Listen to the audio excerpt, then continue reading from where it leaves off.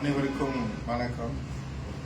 கள்ளக்குறிச்சி மாவட்டம் கருணாபுரம், மாதவிச்சேரி உள்ளிட்ட பகுதிகளில் ஜூன் 19 கள்ளச்சாராயம் குறித்து 225 பேர்கள் பாதிக்கப்பட்ட நிலையிலே 64 பேர்களுக்கு மேலே பலியானார்கள். இந்த கள்ளச்சாராயத்திற்கு எதிராக இந்த அரசு நடவடிக்கை எடுக்கவில்லை. இந்த அரசு முழுமையாக தோல்வி அடைந்து விட்டது. ஆகவே காவல்துறையை தன் வசம் கை வைத்துள்ள முதல்வர் முத்துவேல் கருணாநிதி ஸ்டாலின் அவர்கள் பதவி விலக வேண்டும் என தொடர்ந்து இந்த தமிழ்நாட்டு மக்கள் வலியுறுத்தி வருகின்றார்கள். ஆனால் கள்ளச்சாராயத்திற்கு எதிராக போலீசார் நடவடிக்கை எடுப்பதிலே காட்டிய அலட்சியமே காரணம் என்று அந்த பிரச்சனையை இன்றைக்கு திசை திருப்புகிற நிலையில ஆட்சி அதிகாரத்திலே இருப்பவர்கள் உரிய வழிகாட்டுதலை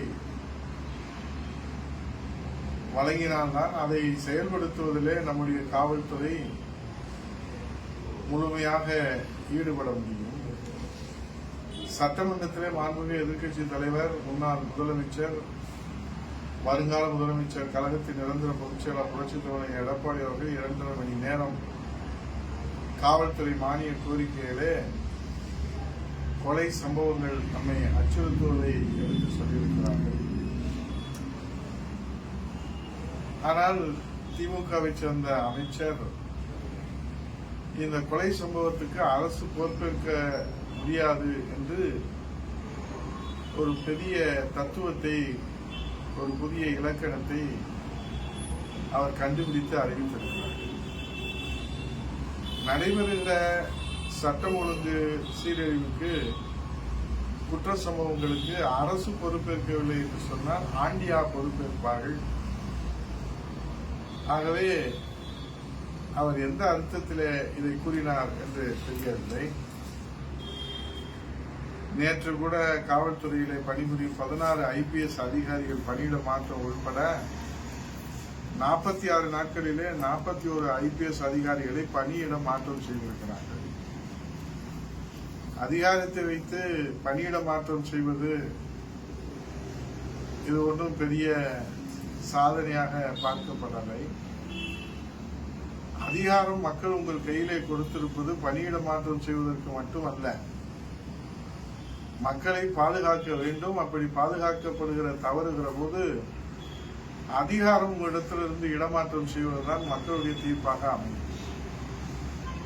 ஆகவே மக்கள் வழங்கியிருக்கிற அந்த அதிகாரம் என்பது ஏழை எளிய சாமானிய 8 கோடி தமிழர்களையும் நீங்கள் பாதுகாக்க வேண்டும் என்பதுதான் இந்த மக்களுடைய எதிர்பார்ப்பு. ஆனால் அதற்கு அரசு பொறுப்பேற்க முடியாது என்று உங்கள் அமைச்சரவையிலே ஒரு அமைச்சர் பேசுகிறார். எதன் அடிப்படையில் அவர் பேசுகிறார் என்று தெரியவில்லை. அவர் பேசியதற்கு பிறகும் கொலை சம்பவங்கள் அதிகரித்திருக்கிறது. அரசு பொறுப்பேற்கவில்லை என்று சொன்னால், காவல்துறை பொறுப்பேற்கவில்லை என்று சொன்னால், ரவுடிகள், கூலிப்படைகள் இன்றைக்கு சர்வசாதாரணமாக அவர்கள் கொலை சம்பவங்களை நிகழ்த்தி கொண்டிருக்கிறார்கள். நெஞ்சம் உறைந்து போயிருக்கிறது. அதிர்ச்சியிலே மக்கள் உறைந்து போயிருக்கிறார்கள். ஆகவே இன்றைக்கு பணியிட மாற்றம் 46 நாட்களிலே 41 IPS அதிகாரிகள் என்பதை நாம் பார்க்கிற போது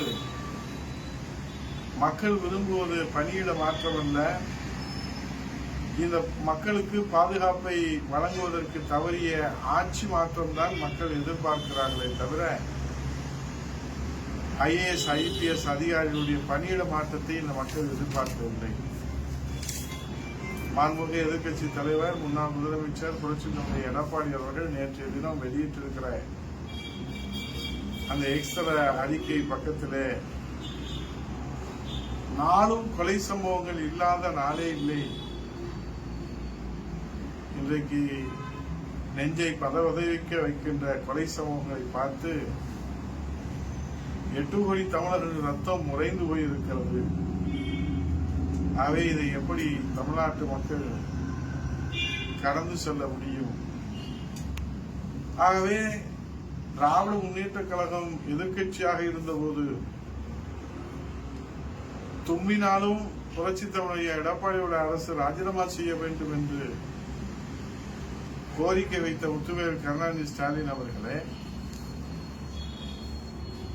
எது நடந்தாலும் அதற்கு காரணம் முதலமைச்சர் எடப்பாடியார் தான் என்று அன்றைக்கு எதிர்க்கட்சி தலைவராக இருந்து குற்றம் சுமத்திய முத்துவேல் கருணாநிதி ஸ்டாலின் அவர்களே, இன்றைக்கு கள்ளச்சாராய மரணம் தொடர் மரணமாக நிகழ்ந்து கொண்டிருக்கிறது. அதற்கு நீங்கள் பொறுப்பேற்று ராஜினாமா செய்ய முன்வருவீர்களா? கொலை சம்பவங்கள் இன்றைக்கு தொடர்ந்து நடைபெற்றுக் கொண்டிருக்கிறது. அதற்கு பொறுப்பேற்று நீங்கள் ராஜினாமா செய்ய முன்வருவீர்களா? போதைப் பொருள் நடமாட்டம் இன்றைக்கு கோடிக்கணக்கிலே பல்லாயிரம் கோடி இன்றைக்கு போதைப் பொருள் நடமாட்டம் தமிழகத்திலே தலைவிரித்தாடுகிற அதற்கு பொறுப்பேற்று நீங்கள் ராஜினாமா செய்ய முன்வருவீர்களா?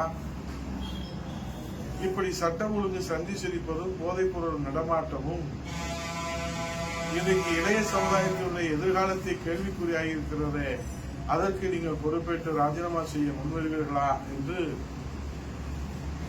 எதிர்கட்சிகள், பிரதான எதிர்கட்சிகள் முன்வைக்கிற கோரிக்கையை 8 கோடி தமிழர்களும் இன்றைக்கு எதிரொலிக்கிற அந்த கோரிக்கைகள் உங்கள் காதுகளுடைய கவனத்திற்கு வந்து இருக்கிறதா என்பது எங்களுக்கு தெரியாது. என்றால் நீங்கள் ஆணவத்தினுடைய நிலையிலே வாழ்ந்து கொண்டிருக்கிறீர்கள். ஆகவே வெற்றி மயக்கத்திலே இருக்கிற நீங்கள் மக்களின் தேவையறிந்து பணியாற்றுகிற அந்த நிலையை நீங்கள் மறந்து விட்டீர்களா என்பதுதான் இந்த மக்களுடைய கேள்வியாக இருக்கிறது. மாண்புமிகு எதிர்க்கட்சி தலைவர் திறந்தோறும் இந்த மக்கள் படுகிற இன்னல்கள், துயரங்கள், துன்பங்கள், அச்சத்திலே உணர்ந்து கொண்டிருக்கிற வேதனைகளை எல்லாம் இன்றைக்கு அரசின் கவனத்திற்கு கொண்டு வந்து கொண்டே இருக்கிறாரே, எதிர்க்கட்சி தலைவர் என்னதான் சொல்லுகிறார் என்று கேட்பதற்கு கூட உங்களிடத்திலே மனமில்லையே. யார் சொல்லி யார் கேட்பது என்ற ஒரு எதோச்சரிக்கிற போக்கிலே நீங்கள் இருப்பீர்களானால் இந்த கொலை சம்பவங்களை தடுத்து நிறுத்துவது யார்? மக்களுக்கு பாதுகாப்பற்ற சூழ்நிலை இருக்கிறதே, அரசியல் கட்சி தலைவர்களுக்கே அவர்களின் உயிர்களுக்கே அச்சுறுத்தல் இருக்கிறதே, அப்படியானால் சாமானியருடைய நிலைமை என்ன? 8 கோடி தமிழ் மக்களின் எதிர்காலம் இன்றைக்கு கேள்விக்குறி ஆகியிருக்கிறதே, அவர்களை பாதுகாப்பாக நீங்கள் வாக்குறுதி அளித்திருக்கிறீர்களே. ஆகவே கொடுத்த வாக்குறுதியின் அடிப்படையிலே அவர்களை பாதுகாப்பதற்கு மாண்புமிகு முதலமைச்சர் முத்துவேல் கருணாநிதி ஸ்டாலின் முன்வருவாரா என்று தமிழக மக்கள் கண்ணீரோடு காத்துக் கொண்டிருக்கிறார்கள். ஆகவே ஆட்சியாளர்கள் தங்கள் கையிலே இருக்கிற அதிகாரத்தை வைத்து மக்களுக்கு பாதுகாப்பு வழங்குகிற நடவடிக்கை முன்னெடுத்து செல்ல வேண்டும். தங்கள் மக்களுக்கு சேவை செய்கிற நடவடிக்கைகளை முன்னெடுத்து செல்ல வேண்டும். அதை விடுத்து அதிகாரத்தை பயன்படுத்தி நீங்கள் அதிகாரிகளை இடமாற்றம் செய்வது உங்களை நீங்களே ஆறுதல் சொல்வதற்கான காரணங்களை தவிர இந்த நடவடிக்கையால் எந்த மாற்றமும் நிகழப்போவதில்லை. ஆகவே இயலாமையின் அடையாளமாக இருக்கிற திராவிட முன்னேற்ற கழகத்துடைய அரசு உடனடியாக பதவி விலக வேண்டும் என்று சாமானியன் குரலாக அரசின் கவனத்திற்கு எடுத்து வைக்கிறேன். நன்றி, வணக்கம்.